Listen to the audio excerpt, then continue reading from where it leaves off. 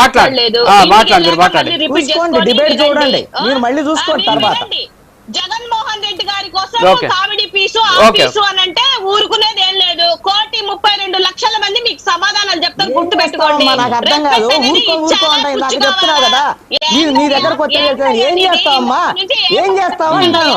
Jaganmohan Reddy comedy పీసు, joker లాగా మాట్లాడాడు, comedy పీసు, తొగ్గులక్క నిర్ణయమో, ఈ మావిగానే తొగ్గులక్క నిర్ణయమో, ఏం చేస్తావమ్మా నాకు అర్థం కాదు.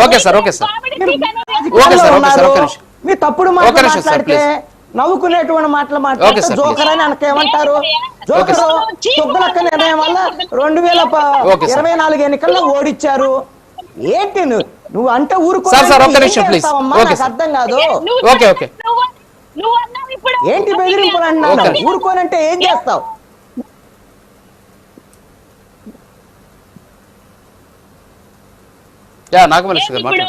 ఏంది ఇప్పుడు నేను ఇప్పుడు ఒక మాట మాట్లాడుతున్నాను, ఆగండి సార్.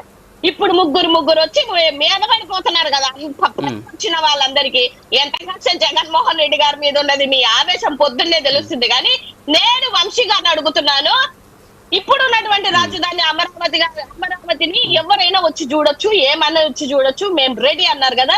ఏ రోజు రమ్మంటారు, ఎప్పుడు రమ్మంటారు, డేట్ తో సహా చెప్తే మేము ఆ రోజు, నేనైనా వస్తాను, మా పార్టీ పెద్దలైనా వస్తారు, ఎవరైనా రావచ్చు. వెల్కమ్ అన్నారు కాబట్టి ఆ రోజు ఏందో అనేది చెప్తే మేము కూడా వెల్కమ్ తీసుకుంటాం.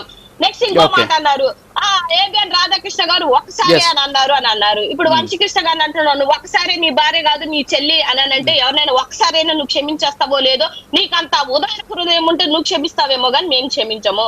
మూడో మాట ఇంకోటి ఏమన్నారు, కమ్మరావతి అని. అవును, ఆవిడనింది ఓపెన్ స్టేట్మెంట్ గా, కమ్మరావతి పైన అమ్మవారు ఉన్నారు, కింద కమ్మవారు ఉన్నారు. ఇది ఒక వర్గానికే 7,000 అప్లికేషన్లు, ఎన్ఆర్ఐ అప్లికేషన్లు పెండింగ్ గా ఉన్నాయి అని అంటే, ఎవరా 7,000 మంది, ఎవరా ఎన్ఆర్ఐ వాళ్ళు ఏందనేది మరి లిస్ట్ అవుట్ చేయండి. మీరు ఇవాళ ఒక తలా తోక లేకుండా, ఏమీ చెప్పకుండా, ఏమీ మాట్లాడకుండా మాట్లాడితే ఎలాగవుతుంది. ఇంకొక ఆయన ఎవరు అన్నారు, కాంగ్రెస్ గారు పెద్ద మనిషి అంటున్నారు, సిగ్గు లేదా నీకు అని. అడ్డగోలుగా రాష్ట్రాన్ని విడదీసిపోయినటువంటి మీకే సిగ్గు లేకుండా ఇప్పుడు ఫ్యాన్ లో కూర్చొని మేము అనలేమా? మాకు కూడా వచ్చు మాటలు, రాష్ట్రంలో ఉన్నటువంటి ప్రజలకి తెలుసు ఎవరు రాష్ట్రాన్ని అడ్డగోలుగా విడదీశారు. ఒక రాజధాని ప్రతిపాదన కూడా లేకుండా విడదీశారు కాబట్టి కాంగ్రెస్ ని కుక్కను తరిమినట్టు తరిమేది రాష్ట్రంలో. ఇవాళ వచ్చి మీరు సిగ్గుగా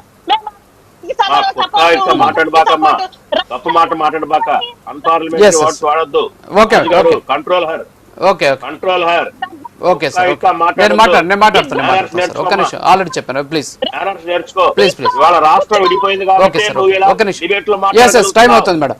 ఒక రాష్ట్రం ఏర్పడింది కాబట్టి ఆ రాష్ట్రం తరపు మాట్లాడే వచ్చింది నీకు.